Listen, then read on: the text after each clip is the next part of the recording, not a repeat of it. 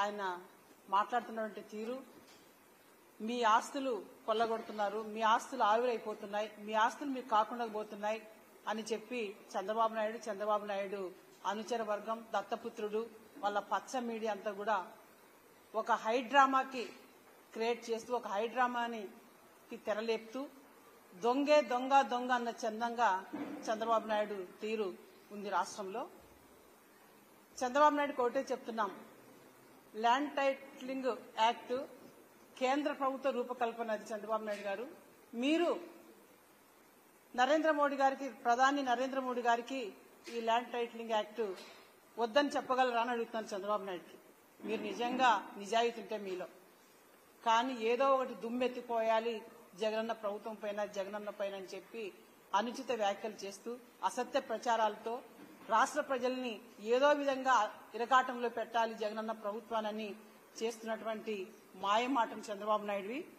మరి జగనన్న ప్రభుత్వంలో భూ యజమానులకు పక్కాగా వాళ్లకు పట్టా ఇవ్వాలని చెప్పి ఈ యాక్ట్ని తీసుకురావాలని చెప్పి మరి ఎక్కడ కూడా ప్రజలకు ఇబ్బంది లేకుండా వాళ్ళ అభిప్రాయాలతో మమేకమై వాళ్ళ అభిప్రాయాలకు విరుద్ధంగా కాకుండా ప్రజల భూ యజమానుల యొక్క అభిప్రాయాలు తీసుకునే మరి దీన్ని చేయాలని చెప్పి జగనన్న ఆలోచన ఇది.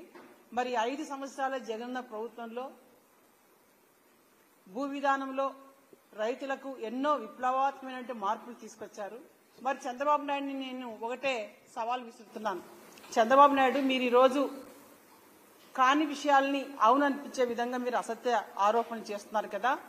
2014-19 మీ ప్రభుత్వంలో మీరు ప్రభుత్వం రాకముందే అమరావతిని ఒక బూచిగా చూయించాలని చెప్పి మరి ఎంత ల్యాండ్ మాఫియా మీరు చేశారు. 1000 ఎకరాలు పొలాలు రైతుల దగ్గర లాక్కొని అమరావతి వస్తుందని చెప్పి తక్కువ రేట్లకే భూములు లాక్కొని రియల్ ఎస్టేట్ గా మార్చి దాని తర్వాత 1000 కోట్లకి డబ్బుల్ని ఆ పొలాలన్నీ కూడా రేట్లు పెంచుకొని మీరు కదా మాఫియా చేసింది, భూ కుంభకోణాలు చేసింది మీరు కాదా? మరి వైజాగ్లో గీతం కాలేజీకి 100 ఎకరాలు అప్పనంగా ఇచ్చింది మీరు కాదా మీ బంధు ప్రీతితో?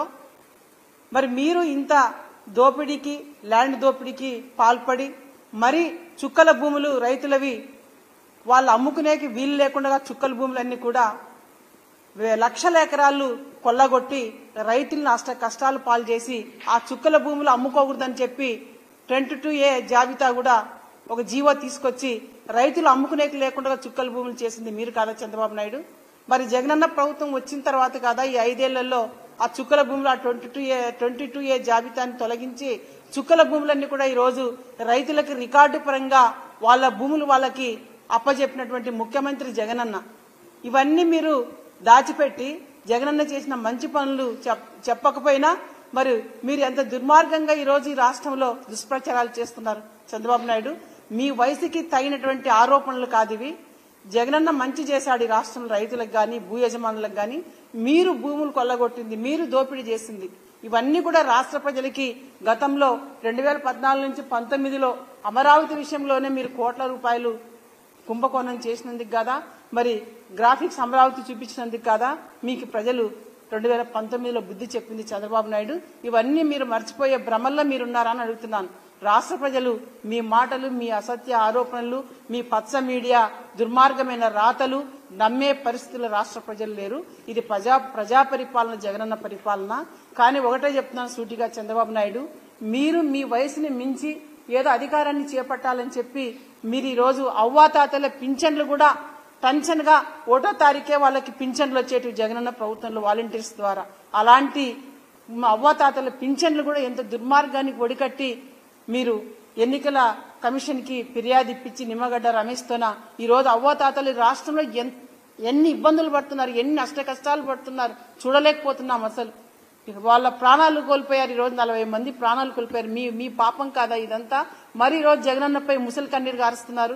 ఇవన్నీ జగన్మోహన్ రెడ్డి గారే చేశారు, జగన్మోహన్ రెడ్డి గారు పట్టించుకోవడం లేదని మీరు ఎన్నికల కమిషన్ కి మీరు కంప్లైంట్ చేయటం వల్ల కదా ఈ రోజు అవ్వతాతలు పింఛన్లు ఆగిపోయింది.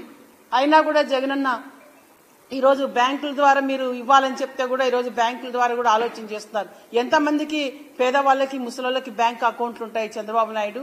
మీరు జగనన్నకి ఏదో విధంగా ఇబ్బంది రావాలి రాష్ట్రంలో, అవ్వాతాతల నుంచి కూడా వ్యతిరేకత రావాలని చేసినటువంటి దుర్మార్గమైన ఆలోచనలో భాగంగానే ఇది.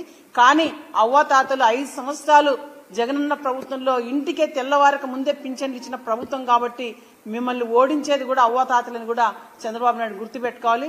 రైతులు, మహిళలు అందరూ కూడా జగనన్న పక్షానే ఉన్నారనేది కూడా చంద్రబాబు నాయుడు తెలుసుకోవాలని చెప్పి సందర్భంగా తెలియజేస్తున్నాం. Thank you.